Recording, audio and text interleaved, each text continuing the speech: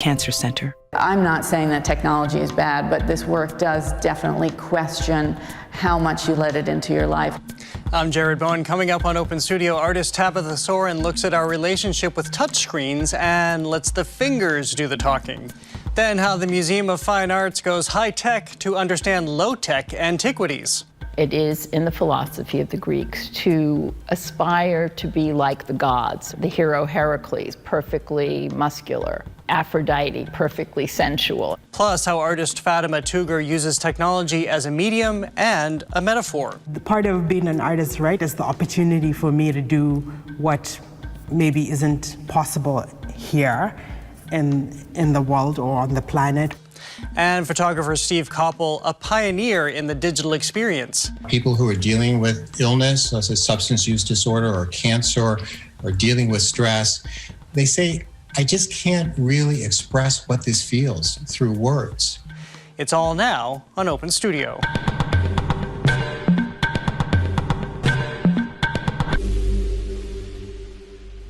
Welcome to this special edition of the show, all about the tech and the technique. We're revisiting conversations about the role of technology, not only in making art, but also how it can augment the way we experience it. First up, take a look at your phone's screen and you'll see a roadmap of your digital self with all those finger swipes and smears. It's a notion that intrigued Tabitha Soren. I spoke with the one-time MTV journalist turned artist in 2019 when her exhibition Surface Tension was on view at the Davis Museum at Wellesley College. After I spend a lot of time on screens and on my computer, my head feels like these pictures look. Which is a glimpse of life caught beneath a gauzy haze. I think surface tension is me working out my ideas about how much technology is dominating my life and almost everyone around me. In her photographic forays, Tabitha Soren dives deep. Her series called Running conjures senses of panic and foreboding. For her Fantasy Life project, she spent years following players baseball bound by way of the Major League farm system. Now, in Surface Tension at the Davis Museum, she explores the divide of the digital world. These are real-life images, but photographed through the residue left by fingers on digital devices. Essentially, the grime of the swipe. It is grime, bacteria, dirt, sweat. But I feel like that is a representation of our humanity that's in direct conflict with these perfectly designed, oleophobic, oil-resistant, and perfectly smooth devices. I feel like there is a clash between man and machine in the grime. She sources her images from the internet and messages from family and friends. They span glorious landscapes to the fraught streetscape of Ferguson, Missouri. I'm not saying that technology is bad, but this work does definitely question how much you let it into your life, how much authenticity is left over, what's true, what's not. And what do our anonymous and distant interactions with tragedies like the Lake Tahoe wildfires reveal about us? You can see fingerprints. It's such a compelling juxtaposition and melding, right, of the human, the bodily, the corporeal, and the digital that allows us to look at something so horrific at a safe distance. Lisa Fishman is the director of the Davis Museum.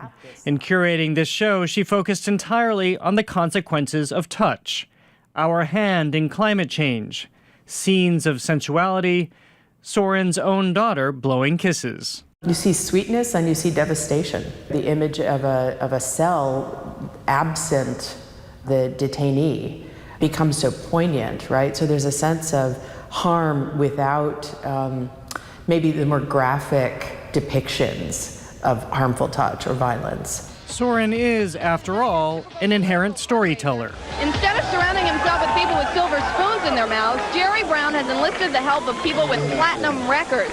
She launched her national profile as a journalist for MTV and later NBC, before giving it all up for photography. In my first career, I was chasing after who, what, when, where, and why, and the truth. And now I'm digging into a more emotional truth, I think, which there wasn't a lot of place for before. Right. I can't that wasn't something Tom Brokaw wanted to hear about or had time for, frankly. Here, there is beauty in truth and beauty in general. Her work has a painterly quality, with the fingerprints doubling as virtual brushstrokes. I feel like I have quite a dark side. I feel like I'm so productive because I have a little bit of darkness chasing me all the time. But the antidote to that is that there's beauty in it too. Both in the frame, says Lisa Fishman, and beyond. The work is so strong, I think visually, aesthetically, but then conceptually, it takes these ideas about technology and devices and access to humanity to a whole different level. I think it's a really simple idea, but really eloquent, really beautifully done.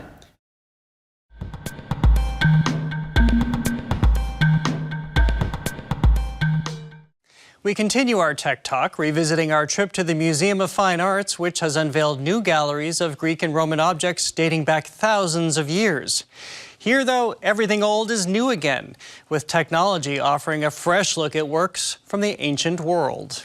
This is a moment to experience the divine. It is in the philosophy of the Greeks to aspire to be like the gods. These are idealized. The hero Heracles, perfectly muscular. Aphrodite, perfectly sensual in all the right places. The gods and goddesses are within reach here at Boston's Museum of Fine Arts, which has just unveiled a series of reimagined galleries featuring the work of ancient Greece, Rome, and the Byzantine Empire. They take visitors back thousands of years, scaling the heights of a veritable Mount Olympus and dipping into the bustle of daily life. We are listening in on conversations of folks that lived 3,000 years ago, who drank good wine, who had parties in which they sang odes to the heroes, told stories about the gods, and had philosophical discussions that resulted in democracy, major drama that we still perform. Christine Condolian is chair of the museum's Greek and Roman collections. She says in this gallery of the gods, these statues represent their stand-ins, often sculpted for worship in temples. Zeus might still be the front and center king, but it's the flanking gods who got down to business. You could pray to them. If you were sick, you would go to a place like Epidaurus and seek help from Asclepius, the god of medicine. Hygeia, who is the goddess of health. We really need her in the world today.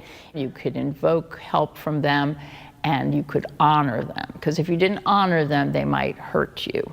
So this was part of the deal. A formidable thought when it comes to the 13-foot-tall, 13,000-pound Juno, married to Jupiter or Zeus. The largest classical sculpture in America, she descended from the sky into the museum 10 years ago after standing anonymously in a suburban Boston estate for more than a century. My research has tracked her back to the late 1st century BC, standing in the theater of Pompey, the first marble theater of Rome. These galleries meander from the monumental to the matters of every day, to fashionable hair, tools, and drinking cups, to commemorations of creativity and carousing.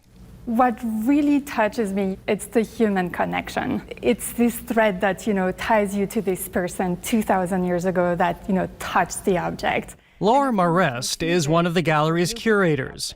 She says some of what we find here carries the same urgency it did thousands of years ago. Like a seemingly simplistic triangle, it carries a much deeper meaning.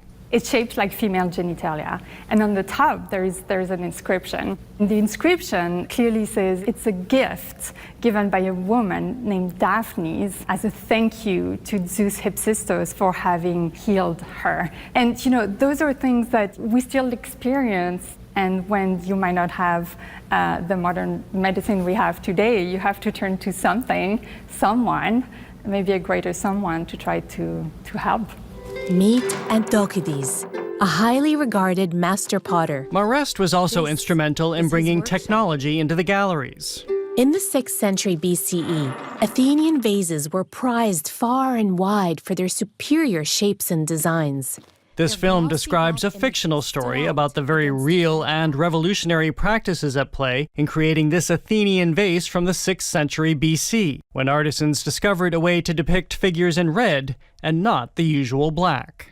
It's not only a history of aesthetics, it's also a history of technology, because really this requires huge experiment in firing, in basically chemistry. They probably had to do thousands of experiments to come up with this really complicated system. Back in the Gods and Goddesses Gallery, a Roman replica of a statue at the Acropolis is a digital revelation all its own. For a long time, I think we've all looked at ancient statues and thought, well, this is how they were created. Is this how they were created? It's not. Originally, it was very brightly painted. It's almost garish sometimes, we think today. And so we decided that really part of our mandate here was to convey this, because we need to show how the ancients encountered those works. To determine how the statue originally looked, the museum employed a host of methods, from old school scrutiny. If you look really closely, for example, here, I do see those, yeah. You see the reddish hues. So Our Lady Athena had red hair. To special lighting, photographic techniques, and chemical analysis. What especially reacted is it's a blue pigment called Egyptian blue that reacts under specific light conditions. And we did find a lot of it on the aegis, on her helmet. It all means we may need to credit the Greeks and Romans with giving us Technicolor, too.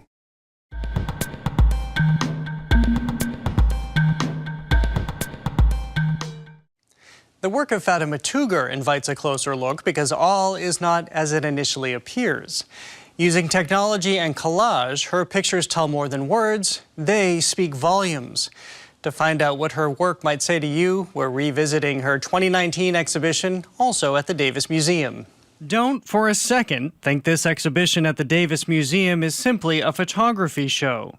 These works invite you into a living room where you think you get the picture, until you break left. What is she doing here? What is happening in this piece titled Lady and the Maid? And who exactly is the maid? The part of being an artist, right, is the opportunity for me to do what maybe isn't possible here in the world or on the planet. Artist Fatima Tugger has been serving up sliced-up scenes since graduating from Yale University more than 20 years ago. She calls the collages she makes an alternative imaginary. Some people will get just the surface read, which is sort of the drawing, and then uncovering the rest is sort of part of the engagement and exploration. It's a little bit like a poem, really. Tugger was born in Nigeria, was educated in England, and now lives in Missouri. The show is called Home's Horizons. It's fair to say her notion of home is different than most. If you live in one place for your entire life, for example, and the same home, I think there are other viewpoints and perspectives that you may not be engaging or understanding. So I think that that's sort of part of the reason why I'm engaging that notion. Tugger is an observer. Each of her works begins with a photograph she takes, not on the fly, but of situations she's absorbed. Like the scene at the heart of her piece, Sibling Rivalry. Here, she found two sisters tasked by their mother to peel peanuts. The older girl wanted to do it by herself, and then the younger girl decided that she wanted to be involved, and then it became a circumstance where every time the little girl picked up the peanut, the older girl knocks it out of her hand. So I started sort of thinking about the shift in power. So Tugger inserted images she found of a richly developed city at their feet and Wall Street looming over them. It's not like necessarily you don't have to take over physical land or geographical location, you know. We have Wall Street, there's a lot of power online. Tugger says one of her chief artistic influences is the late 19th, early 20th century artist Marcel Duchamp, who famously used existing materials. Notoriously so in 1917, when he unveiled this urinal as a piece titled Fountain. That changed everything for me. It became less about making and more about thinking and ideas. She was one of many artists in the 1990s grappling with these rapid changes, including the internet. Amanda Gilvin is the show's curator and says technology has always been paramount in Tugger's art. In Fatima's work, I saw someone else investigating the materials and themes around technology, which she always is very clear about, includes everything from the handmade to the newest kinds of digital technologies like augmented reality. Which is Tugger's most recent work, created specifically for this show. Deep Blue Wells is an augmented reality experience, inviting us into the indigo dye wells of Nigeria. The fabrics all have different markers, and the markers generate imagery. Tugger has embedded the piece with her own documentary work on everything from the goats that live around the wells to their long histories. Let's try and see if we can get it started. This is the story of Dorama, a young female ruler who came to be the founding matriarch of the Hausa Kingdom. From her use of technology to her dissections of society and home, Tugger is an artist very much dwelling on the horizon. I'm not making art for the art world. I'm interested in making work that anybody can walk off the street, come here, and they'll be able to engage the work.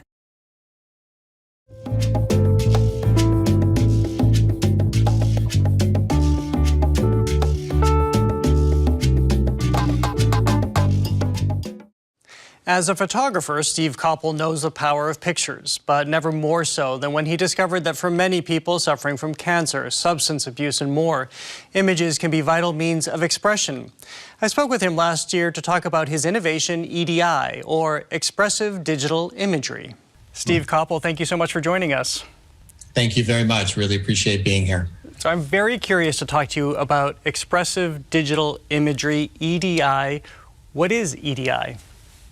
Yeah, so Jared, again, EDI stands for Expressive Digital Imagery, and it's this idea of being able to create an image that expresses a feeling or an experience or an emotion that so often might be difficult through words alone. And the idea is doing it on a mobile app that just takes a couple minutes to learn. And so you have used this for people dealing with substance abuse issues, mental health issues, stress. We'll talk in a moment about doctors who are using this in this time of the pandemic.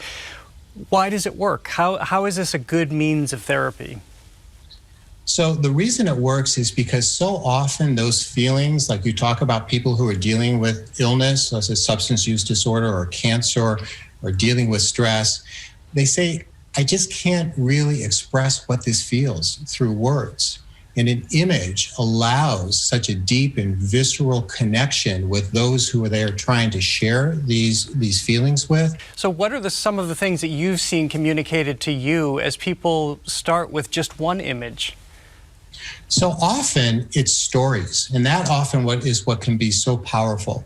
So for example, there's an image that this individual with chronic Lyme disease created, and it started actually as a photograph of just a stark tree on a landscape.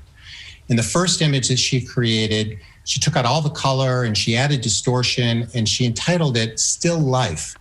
And her story was she was still living, but it was such a difficult life, dealing with the pain and the exhaustion and the uncertainty as far as whether this would ever end. So that was the first image, but then the story continued with the next image. And if you look closely at this image, you can still see the outline of the tree, but in this image, she's added a sense of peace to it and calming and flowing lines and shapes and colors. And she shared this in a group with other people dealing with the same illness. And she said, and she entitled it Reemerging. She said, this is where I am now in my life. I'm in a whole different place. I can see where I'm headed back to the life I always wanted to live.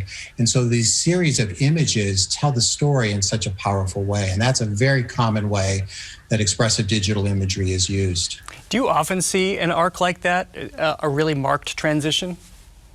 Often we see an arc, but we also work with people who are really more in the despair stage of their illness. And for example, in this image, that's entitled, that talks about rage, which started as a matchbox with matches. And this woman who was dealing with mental illness created all these flames around it and said, this is really the first time I've been able to express this anger that I feel at this illness that I'm experiencing. And so often that is therapeutic in itself, Jared, being able to say, this is how it feels. I want to be heard. I want to share this with others. And this image is what allows me to do this. What are some of the things you've heard from clinical staff in terms of the awakenings, the realizations they've had through EDI? We hear from staff that they have worked with patients who were just at log jams, who wouldn't open up and wouldn't express themselves and couldn't. So often what they've heard is, don't ask me that same question, but I've been asked a million times why I'm using drugs or what it felt like when I started using again. I'm sick of being asked that question. The clinicians say, once you allow that same person to express those things through an image that they take pride in, that they enjoyed creating, that they can't wait to share with others, it changes the therapeutic dynamic entirely. This is becoming widespread, it sounds like. It is. We really started in the Boston area. I happen to be on the board of the Dana-Farber Cancer Institute, so that's where it began because that was an easy first step for us to test this. But from then it's grown initially in the Boston area at places like McLean Hospital and Boston Children's Hospital, Tufts Medical Center, Massachusetts General Hospital. But then we're national now as well at renowned organizations. I can imagine some of the images that people take themselves are very revelatory. They are. In fact, in this example, this is a young woman who has dealt with chronic mental illness for many, many years. And it begins with her striking a very poignant pose with her head between her knees. And she had somebody take a photograph of her in this pose. And then she took all the color out of it and added some effects to make it look even more stark. And her title on this image is Sick and Tired of Being Sick and Tired. So, so powerful. Do you recommend that people title their images? Yes, we learned very early on that just a few words as a caption with the image adds some very important context and power. So what about you? You're not a doctor. Growing up, you weren't necessarily an artist. I don't think you would call yourself that. So how did you come to this? So yeah, I was a business consultant for my whole career, so very, very different from what I'm engaged with now. I had taken up photography as a hobby, and then very unexpectedly, it became therapeutic when we had medical challenge in my own family. And I began to realize how my own imagery was allowing me to express aspects of my life and things that I was going through in a way I never could have anticipated. So you have two books, one just recently released. You have The Brewster Flats, The Cape Cod National Seashore is your second most recently released book. You definitely have an aesthetic, a tone, I would argue. Is that your ongoing EDI process? I think it is. And the images that I create really are my own expressions. And those images on the Brewster Flats on Cape Cod or on the Cape Cod National Seashore are really created in times when I am alone. And the images that I create are really reflections of what I'm experiencing in any given moment. And finally, I just want to end by asking, I've been really struck to see how doctors now are using EDI in what is this horrifically traumatic time, especially now, especially as we see the hospitals so strapped. People have been in this morass of a pandemic for almost the better part of a year. So how are they using it? Yeah, so you're absolutely right. And while we began on the patient side, our work has extended very significantly to caregivers. And probably the best example of that is now in the age of COVID. And in this example, actually from Tufts Medical Center, really kind of shows how this can be so powerful. So this is Dr. Emery Petrak, who is the chief of pediatric emergency medicine at Tufts. And now with COVID, when he approaches patients, in many ways, he looks like an alien, right? So what he has done, as you see in this image, is he has created images with EDI that he is now affixed to his gowns. Well, Steve Koppel, it's so interesting to speak with you, showing us the ever-expanding boundaries of the power of art. And we should also mention that your two books that we mentioned benefit EDI. They also benefit preservation of the seashore on Cape Cod. Thank you so much for joining us. Thanks. It's been a real pleasure, Jared. Really appreciate it.